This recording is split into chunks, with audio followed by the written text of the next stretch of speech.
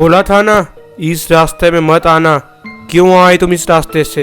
एक ऐसी दर्द भरी, एक ऐसी मिस्टीरियस कहानी ले आओ, एक ऐसी सुनसान सड़क जो कि बहुत सालों से बंद पड़ी हुई थी, पर पता नहीं एक सुखी परिवार, एक बहुत ही खुशहाल परिवार वो रास्ते पे कैसे पहुंच गया, और वो रात को उनके साथ जो जो हुआ एक मिस्ट्री बन के रह गई है। ऐसे एक दर्दनाक, एक खौफनाक, एक भूतिया कहानी आपके सामने ले आया हूँ। कहानी की शुरुआत करूँ उससे पहले अगर चैनल को सब्सक्राइब नहीं किया हो तो चैनल को सब्सक्राइब कर दीजिए, क्योंकि ये कहानी बहुत ही अंतिम तक देखनी है आपको। बहुत ही अलग ही लेवल की मिस्टीरियस कहानी है, इतनी दर्दनाक कहानी है कि आपकी ऊपर से नीचे आपकी पूरी की पूरी रूह कांप उठेगी।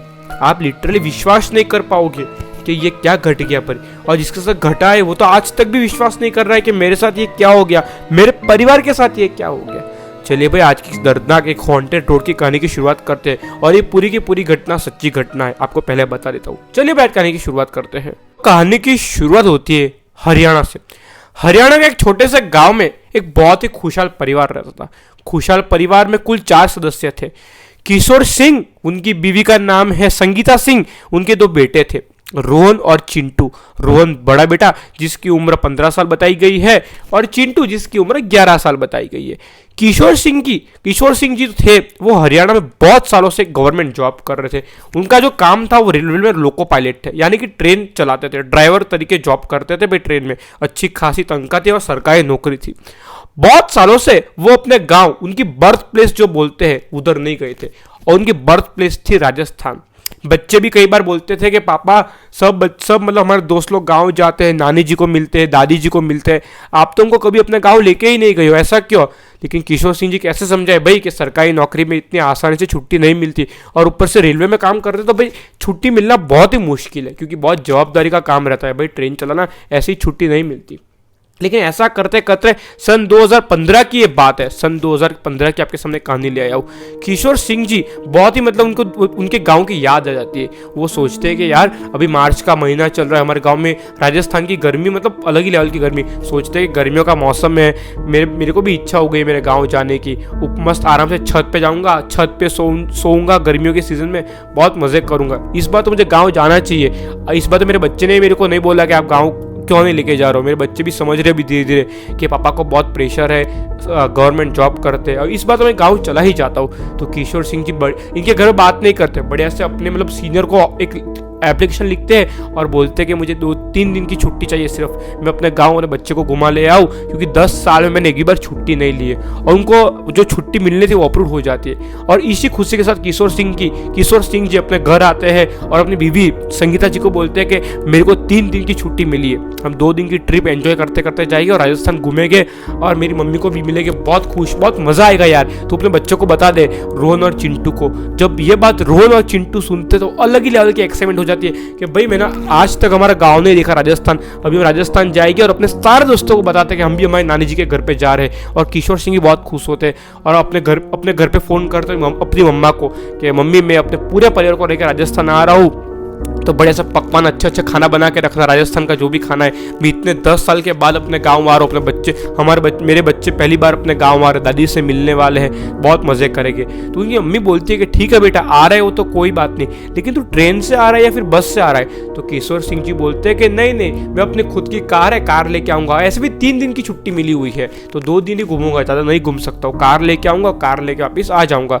तो किशोर जी की मम्मी बोलती है कि ठीक है बेटा आ रहा है, लेकिन वो खंडक रास्ते से मत आना। तो किशोर जी बोलते कौन सा खंडक? अच्छा वही रास्ता ना जो बहुत सालों से पहले बंद हो चुका है, जब हम छोटे छोटे थे तब कोई आता जाता नहीं था उधर से, कोई साइकिल लेके भी नहीं गुजरता था, दिन का वक्त हो या रात का वक्त। उनकी मम्मी जी बोलती है हाँ बेटा वो रास्ते में मत आना, क्योंकि आए दिन वो रास्ते में कुछ ना कुछ होता रहता है, अगर वो रास्ते से हम लोग चले जाते हैं तो कभी लौट के नहीं आते हैं। तो किशोर सिंह जी बोलते ठीक है, ऐसे इग्नोर करते बोलते ठीक है नहीं आऊँगा वो रास्ते से, मैं अपना बाईपास रोड से आऊँगा, देख हमारे गाँव में पहुँचता है। बोलते ठीक है, और ऐसा करके फ़ोन कट हो जाता है। फिर किशोर सिंह बोलते हैं अपनी पत्नी संगीता जी को कि चलो सामान पैक करो, हम लोग 2 दिन की ट्रिप पे जा रहे हैं। बढ़िया से बैग पैक करते हैं, और 2 दिन के बाद वो शाम के वक्त यानी कि शाम के 7 बजे के आसपास बढ़िया से अपनी जर्नी कंटिन्यू मतलब शुरू कर देते हैं राजस्थान के लिए। कार में मस्त निकल जाते हैं। यहाँ पे चिंटू और रोहन जो कि इनके बड़े और छोटे बेटे बहुत खुश होते हैं, गाड़ी में बहुत एंजॉयमेंट करते हैं, बहुत कर रहे हैं और बढ़िया से इनकी जर्नी कट रही मतलब चालू हो चुकी है जर्नी। मजे से गाड़ी चला रहे किशोर सिंह, इनकी बीवी संगीता जी बाजू में बैठी है और पीछे 2 बेटे बैठे हुए हैं। बढ़िया से जर्नी चल रही है। अभी ऐसे करते करते रात के कुछ करीबन 1 बज चुके थे। सब लोग सो गए थे गाड़ी में, संगीता जी भी सो गई थी और 2 बेटे भी सो गए थे। किशोर सिंह जी गाड़ी चलाई जा रहे और हरियाणा से राजस्थान की दूरी इतनी कुछ नहीं है, 300 किलोमीटर के आसपास है। मतलब कि शाम के 7 बजे वो निकले थे और रात के कोई 3 बजे तक वो राजस्थान के बॉर्डर के अंदर दाखिल मतलब अंदर आ चुके थे। ऐसे करते कर रात के 1 बजे सब लोग पूरा परिवार सो जाता है, सिर्फ किशोर सिंह भी गाड़ी का ड्राइविंग कर रहे हैं। उनको भी थोड़ी नींद आ रही है, लेकिन होता ना कि गाड़ी चलानी है भाई, गाड़ी रिस्पॉन्सिबिलिटी और उनको हैबिट थी क्योंकि भाई रात भर ट्रेन भी चलाए हुए हैं, नाइट ड्यूटी भी किए हुए हैं, तो थोड़ी मतलब उनको वो ठीक है गाड़ी चला लूंगा, कोई दिक्कत की बात नहीं। पर पता नहीं उस दिन थोड़ी नींद ज़्यादा ही आ रही थी, पता नहीं ऐसा क्यों था, लेकिन उस दिन थोड़ी नींद आ रही थी। और ऐसा करते करते सुबह के 4 बज जाते हैं, मतलब कि सुबह के कुछ 4 या 5 बजे हो गए मेरे ख्याल से, 4 या 5 बजे के बीच में की ये बात है। किशोर सिंह को खुद को पता नहीं लगता है कि वो कब वो खंडक रास्ता जो कि उनकी मम्मी ने ना बोला था वो रास्ते में मतलब गाड़ी ले लेते, उनको खुद को पता ही नहीं चला। उनको लगा कि ये रास्ता हमारे गाँव जाता है, क्योंकि बहुत साल बाद आए थे तो उनको बाईपास रोड दिमाग से निकल ही चुका था, वो वही खंडक रास्ता में ले लेते, ऐसा लेते थे चला ही जा रहा है। वो खंडक रास्ते में भी गाड़ी चल रही है, आसपास पेड़ है और गाँव में अंदर एंट्री ले लिया, मतलब वो रास्ते से उनका गाँव सिर्फ 1 किलोमीटर ही था। बढ़िया से वो खंडक रोड पर गाड़ी चलाई जा रही है और पीछे से जो कि छोटा बेटा चिंटू उठता है और बोलता है कि पापा गाड़ी रोको। तो किशोर सिंह बोलते हैं क्या हुआ भाई, सुबह के 5 बजे गाड़ी रोको, अब तक तो गांव भी नहीं आया हमारा, क्या हुआ? तो बोला बहुत जोर की लगी है पापा, कंट्रोल नहीं कर सकता, इतनी जोर की लगी है। तो किशोर सिंह जी बोलते हैं ठीक है भाई रोकता हूँ और साइड में एक पेड़ के पास बढ़िया से गाड़ी खड़ी करते, एकदम सॉफ्ट, एकदम लेफ्ट हैंड साइड गाड़ी खड़ी करते हैं और बोलते हैं कि मतलब छोटे को कि चिंटू को कि जा वो पीछे करके आ भाई, तू जो भी तेरे को करना है फटाफट कर, अभी 1 किलोमीटर ही हमारा गांव है, उधर जाके फिर तेरे को जो फ्रेश होना है हो जाना आराम से। तो चिंटू बाहर निकल के वॉशरूम करने जाता है और किशोर सिंह जी अंदर इंतजार करते हैं, बैठे रहते हैं। बोले 2 से 3 मिनट हो गए अब तक आया नहीं चिंटू। ऐसे करते करते अभी 5:05 हो चुकी है, मतलब कि 5 मिनट का टाइम हो गया, ये अब तक आया नहीं हमारा लड़का, किधर गया भाई? इतनी सुनसान सड़क है, कुछ हो तो नहीं गया भाई, किसी को भी टेंशन हो। तो किशोर जी गाड़ी का दरवाजा खोलते उतरते बोलते चिंटू कि चिंटू लिटरली कहीं नहीं दिख रहा है, चिंटू लिटरली कहीं पे भी नहीं दिख रहा है, अभी कहीं पे भी नहीं दिख रहा है। इसके पापा के तो मतलब सुबह 5 बजे पसीना आना शुरू कर दिए, अभी तो इधर चिंटू किधर गया? फिर इसके बाद को धीरे धीरे याद आता है कि तो खंडक रोड जहाँ मैं गाड़ी ले आया हूँ, और ये सोचने बाद तो और बौखला जाते हैं। संगीता जी भी उठ जाती है क्योंकि इसके किशोर सिंह की आवाज़ ही इतनी जाड़ी मतलब हैवी थी कि चिंटू नाम सुन के संगीता जी उठे। बोलो संगीता जी बोलते क्या हुआ चिंटू, क्या हुआ, मतलब ऐसा चिल्ला क्यों रहे हो? बोला कि चिंटू को बहुत जोर की लगी थी, यहाँ पे उतरा अभी दिख नहीं रहा है। तो संगीता जी भी टेंशन में आ गई कि भाई चिंटू गया तो गया किधर, अभी तो मतलब 5 मिनट पहले उतरा है और आसपास इधर ही था, अभी किधर गया? सब चिंटू ढूंढ रहे, लेकिन चिंटू का कोई अता पता नहीं। और उनका बड़ा बेटा जो कि रौनक, वो भी उठता है, देखता है कि रौनक भी ढूंढता है चिंटू किधर है, तो चिंटू कहीं नहीं दिख रहा। अभी इनकी हालत खराब हो गई। ऐसे करते करते आधा घंटा हो गया, ना वो रास्ता से कोई आ रहा है ना वो रास्ता से कोई जा रहा है, सिर्फ ये चाल रोग और उनकी गाड़ी खड़ी हुई है यहाँ पे, और चिंटू ढूंढे जा रहे कि चिंटू का कहीं पे भी होता पता नहीं। और उसकी मम्मी को फोन करते हैं किशोर सिंह जी कि मम्मी ये बात है। तो उनकी मम्मी जी बोलती है कि तेरे ना बोला था वो खंडक रास्ता से मत आ, तू क्या बेवकूफ़ आदमी है क्या? तो किशोर सिंह बोलते हैं कि मेरे को पता ही नहीं चला कि मैंने रास्ते पे कब गाड़ी ले ली, मेरे को खुद को पता नहीं चला, तो बाबू अभी क्या करूं मैं? तो उनकी मम्मी बोलती है कि ठीक है मैं सरपंच जी को लेके आती हूँ साथ में, और 2-3 लोग हो गए तो टॉर्च मारेंगे तो पता चलेगा किधर सो वो तो नहीं गया। अभी उनकी मम्मा मतलब उनकी जो मम्मी जी थी वो पूरे गांव में ऐसे बोलती है कि मतलब हमारा बेटा उधर अटक गया है, चलो मेरे साथ कोई, चलो खंडक रास्ता पे। लेकिन कोई भी आने को राजी नहीं कि भाई भले सुबह के 6-7 बज चुके, हम लोग तो खंडक रास्ते पे नहीं आएंगे भाई, बहुत सारे इंसिडेंट हुए, बहुत लोगों की जान भी गई, हम लोग वो खंडक रास्ते पे नहीं आएंगे। सिर्फ सरपंच जो कि इसकी मम्मी का दोस्त था या उनकी अच्छी बनती थी, वो दोस्त सरपंच जी बोलता है कि आप टेंशन मत लीजिए, मैं आपके साथ आता हूँ, आपका बेटा आया हुआ है, मैं देखता हूँ क्या प्रॉब्लम है।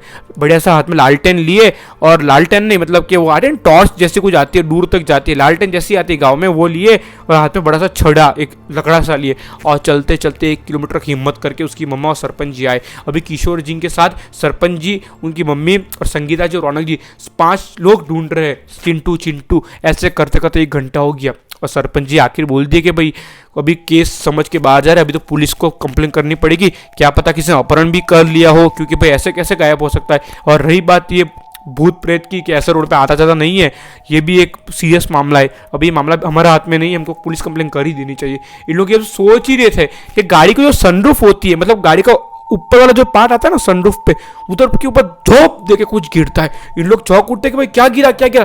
किशोर सिंह दौड़ के उनकी गाड़ी के पास जाते हैं कि मेरी गाड़ी पे इस चीज का आवाज कैसा है, क्या गिरा गाड़ी पे। तो वो देखते हैं कि उनका ही बेटा जो नाम चिंटू वो गिरा हुआ है, और इसके पापा को किशोर सिंह को इतना जोर से चेस्ट पेन होता है, इतना जोर से चेस्ट पेन होता है कि पूछो मत, इतना जोर से चेस्ट पेन होता है, बहुत जोर का। क्योंकि चिंटू के फेस पे लिटरली नाखून के निशान थे, नाखून के मतलब ऐसे कोई चीर दिया हो ना किसी ने, फेस पूरे से फाड़ दिया हो, वैसे निशान थे। और ये कोई ऐसा नहीं कोई एनिमल हो या फिर कोई बड़ा जानवर हो ऐसा कर दिया, एकदम साफ दिख रहा था कोई किसी चुड़ैल ने किया है। क्योंकि ऊपर से नीचे कैसे गिरा इतना, और गिरा तो गिरा वो नहीं, लेकिन यही जगह पे गिरा। अगर कोई जानवर होगा तो खा जाता या फिर कोई फेंक देता, ये उनकी गाड़ी पे गिरा। और हॉस्पिटल लेके गए चिंटू को कि डॉक्टर बोल दिए कि इनकी तो मौत हो चुकी है। इसके पूरे परिवार में लिटरली शॉक हो गए, सबके सब शॉक हो गए कि हम लोग गए थे घूमने और क्या हो गया, सबके सब शॉक हो गए। उस दिन के बाद आज तक वो रास्ते पे ना गांव वाले गए, खंडक रास्ता उसको बोलते हैं, ना इन लोग की फैमिली तो गई नहीं है। और वो रास्ते पे एंट्री होती है और एग्जिट होती है ना, वहाँ पे बोर्ड लगा दिए हैं डेंजर जोन, ना कि फेंसिंग वगैरह दीवार बनाई है कुछ, वहाँ पे डेंजर जोन ही लिख दिए कि कोई आता जाता नहीं है। पूरे गांव में ये बात फैल गई कि ये किशोर सिंह का छोटा बेटा को चुड़ैल ने मार दिया। पूरे गांव में ये ऐसी आग की तरफ बात फैल गई, इनका पूरा परिवार मानो एकदम खलबली मच गई कि हमारे छोटे बेटे चिंटू के साथ क्या हो गया, सुबह 5 बजे क्या हो गया। लिटरली आंसू नहीं रुकते। इस कहानी को 10 से 11 साल हो गए, आज भी किशोर सिंह हरियाणा में रहते हैं, लेकिन आज तो उनके छोटे बच्चे के साथ मतलब इस चीज से ऐसी चीज लाइफ में एक्सपीरियंस कर दिया ना इनके परिवार ने कि ये बिलीव कर डालते कि भूत जैसी चीजें होती है। पहले किशोर सिंह बिलीव नहीं करते थे, लेकिन पता नहीं उस रात गाड़ी कैसे वो खंडक रास्ते पे चली गई, उनको खुद को पता नहीं चला कि बाईपास लेना कैसे भूल गए।